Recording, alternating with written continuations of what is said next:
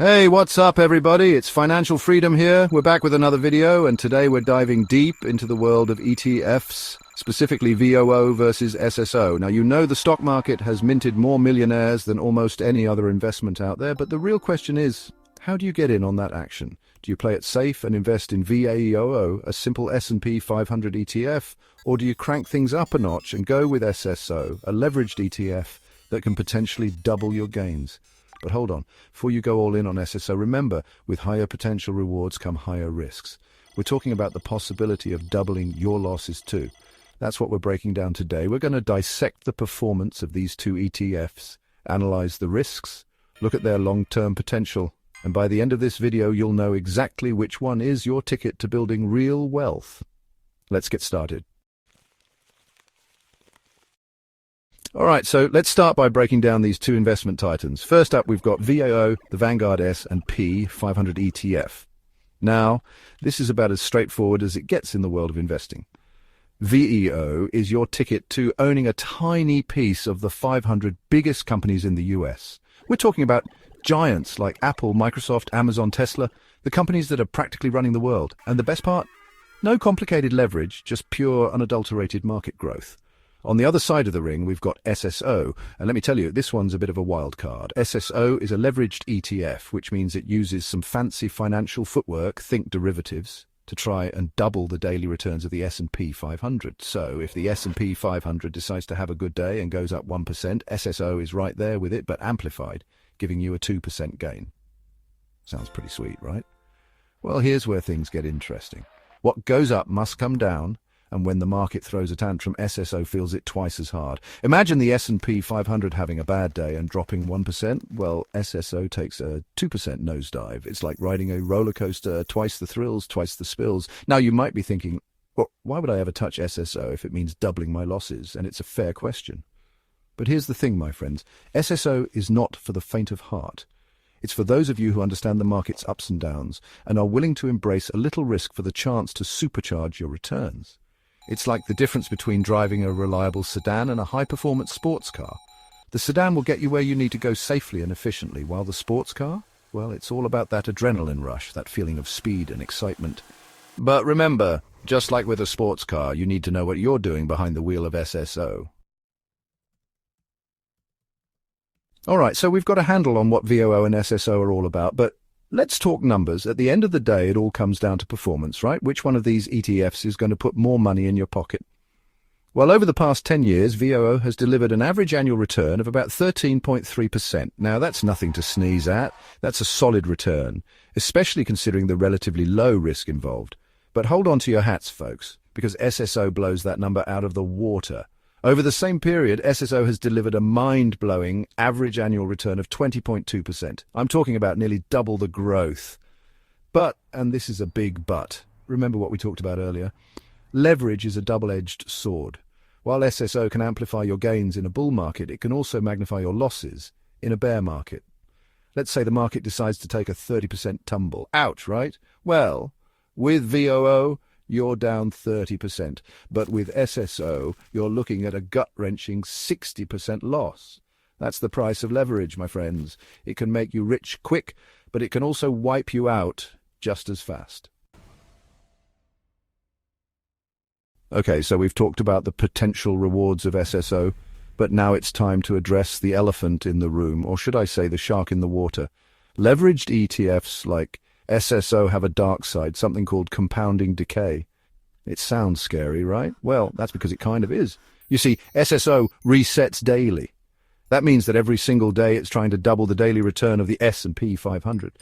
Sounds great on paper, but in the real world, the market doesn't always play nice. It goes up, it goes down, it moves sideways, sometimes all in the same week. And all that volatility can eat away at your returns over time, even if the market ends up flat. Let me give you an example. Let's say you have two stocks. One goes up 10% one day and then drops 10% the next. You're back to where you started, right? Wrong. You've actually lost money due to the magic of compounding.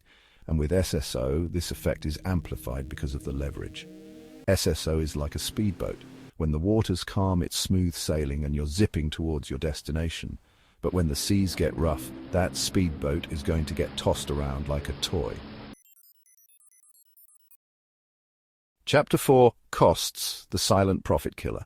Now let's talk about a topic that most people don't like to think about, fees. I know, it's not the sexiest part of investing, but trust me, it's crucial. Those seemingly small fees can eat away at your returns over time like termites in a wooden house. Let's start with VOO. One of the best things about this ETF is its incredibly low expense ratio of just 0.03%. That means that for every $10,000 you have invested, you're only paying a measly $3 per year in fees. That's it. It's practically free to own a piece of the entire S&P 500. Now let's compare that to SSO.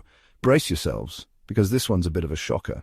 SSO charges an expense ratio of 0.91%. That's right, 0.91%. Now, you might be thinking, that's still less than 1%. What's the big deal? And on the surface, it might not seem like much, but let's break it down. On a $10,000 investment, you're paying $91 per year in fees with SSO. That's almost $90 more than VOO. Now, imagine that over 20 years. Those fees add up, my friends. We're talking about potentially thousands of dollars in lost profits. Chapter 5, who should invest in what? All right, so we've covered a lot of ground today. We've talked about the ins and outs of VOO and SSO, their performance, the risks, the fees, and everything in between. But now comes the million-dollar question. Who should invest in what? Let's start with VOO. This ETF is perfect for investors who are in it for the long haul. We're talking about those of you who are building a retirement nest egg, saving for a down payment on a house, or just want to watch their money grow steadily over time. VOO is also a great option for those who don't want to spend hours every day glued to their computer screens tracking the market's every move. It's a low-cost, low-stress way to invest in the American economy. Now let's talk about SSO. This ETF is not for everyone. It's for the adrenaline junkies of the investment world. We're talking about those of you who understand market cycles, are comfortable with volatility, and are willing to stomach some short-term losses for the chance to achieve outsized returns. SSO is like a high-performance sports car. It's fast, it's exciting, but it's also risky. You need to know what you're doing behind the wheel, and you need to be prepared for the possibility of a bumpy ride. Chapter 6, the ultimate wealth strategy. Okay, so you've made it to the end of the video, which means you're serious about building wealth. Now, I'm not a financial advisor, so this isn't financial advice, but let me share with you a little secret, a strategy that could potentially supercharge your returns while mitigating some of the risks we've discussed. The key is to be flexible and adaptable. Don't be afraid to switch things up depending on market conditions. For example, when the market is in a strong bull run, like it has been for much of the past decade, SSO can be an incredibly powerful tool to amplify your gains. But when volatility rears its ugly head, as it inevitably does, consider shifting your money into the relative safety of VO. Think of it like surfing. When the waves are big and powerful, you want to be on a shortboard designed for speed and maneuverability. But when the waves are small and choppy, you're better off on a longboard, which offers more stability and control. Now, I know what you're thinking. I don't have time to watch the market every day and make constant adjustments to my portfolio, and I hear you. That's why I recommend a more hands-off approach, a strategy that combines the best of both worlds. Consider allocating 80% of your portfolio to VOO. This will be the foundation of your portfolio, providing you with steady long-term growth and diversification. Chapter 7. Invest smart, stay patient. So there you have it.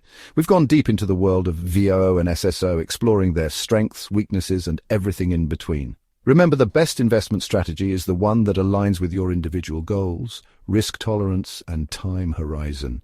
There's no one-size-fits-all approach.